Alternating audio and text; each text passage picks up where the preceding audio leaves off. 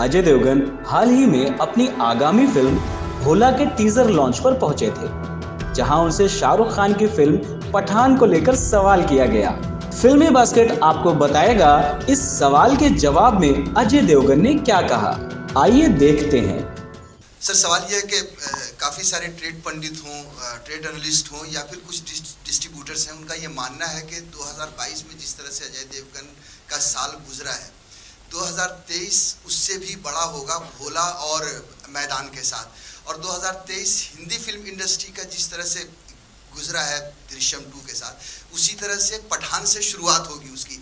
आप क्या मानते हैं इन तीनों फिल्मों को लेकर, आपके लिए या हिंदी फिल्म इंडस्ट्री के लिए? जिस तरह सिर्फ मेरे लिए नहीं, जब दृश्यम भी रिलीज हुई और जब सुपर हिट हो गई, तो मैं लोगों से यही कहता था कि ऐसी और 3-4 फिल्में हमारी इंडस्ट्री में चाहिए, सुपर हिट हो रहा लगातार, ताकि एक जो पैंडेमिक के बाद एक जो ठंडा हो गया था मामला, ऑडियंस को एक फिर से एक मज़ा आना शुरू और थिएटर में आने की आदत पड़े।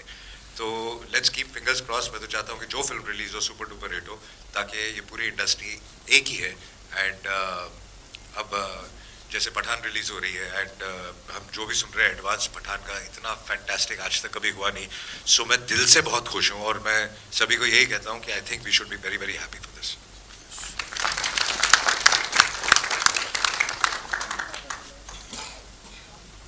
On your left high, Ajay ji, आप हमारी हिंदी फिल्म इंडस्ट्री के बहुत ही भोले एक्टर माने जाते हैं।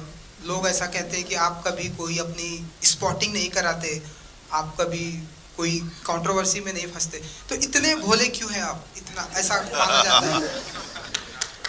शांति से फिल्में करते हैं, फिर घर चले आते, फिर दूसरी फिल्मों का अनाउंसमेंट करते हैं, वो हिट हो जाती है। आई थिंक काम तो शांति से ही करना चाहिए, क्योंकि स्पॉटिंग करके और कंट्रोवर्सी क्रिएट करके आई थिंक कोई लंबा नहीं चलता। आई थिंक थोड़ी देर शायद थोड़ा चल जाए, बट चलता आदमी सिर्फ काम से है।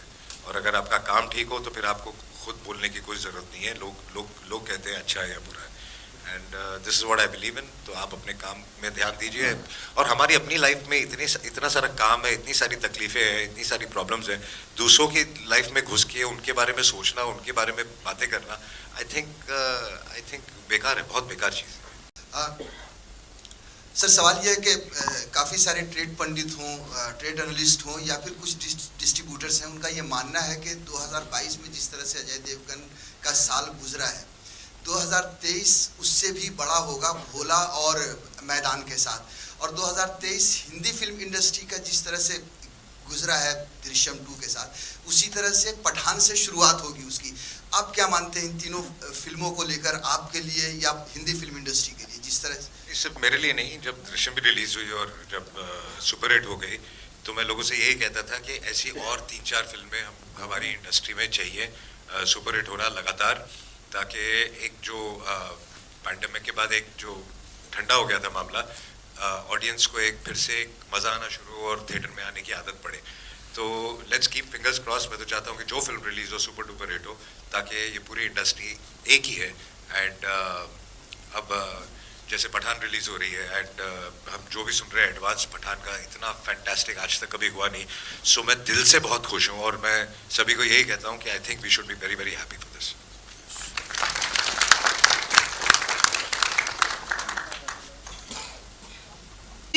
On your left high, Ajay ji, आप हमारी हिंदी फिल्म इंडस्ट्री के बहुत ही भोले एक्टर माने जाते हैं।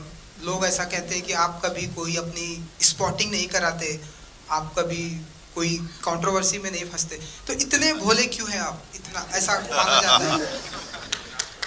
शांति से फिल्में करते हैं, फिर घर चले आते, फिर दूसरी फिल्मों का अनाउंसमेंट करते हैं, वो हिट हो जाती है। आई थिंक काम तो शांति से ही करना चाहिए, क्योंकि स्पॉटिंग करके और कंट्रोवर्सी क्रिएट करके आई थिंक कोई लंबा नहीं चलता। आई थिंक थोड़ी देर शायद थोड़ा चल जाए, बट चलता आदमी सिर्फ काम से है। और अगर आपका काम ठीक हो तो फिर आपको खुद बोलने की कोई ज़रूरत नहीं है। लोग कहते हैं अच्छा है या बुरा है, and this is what I believe in. तो आप अपने काम में ध्यान दीजिए।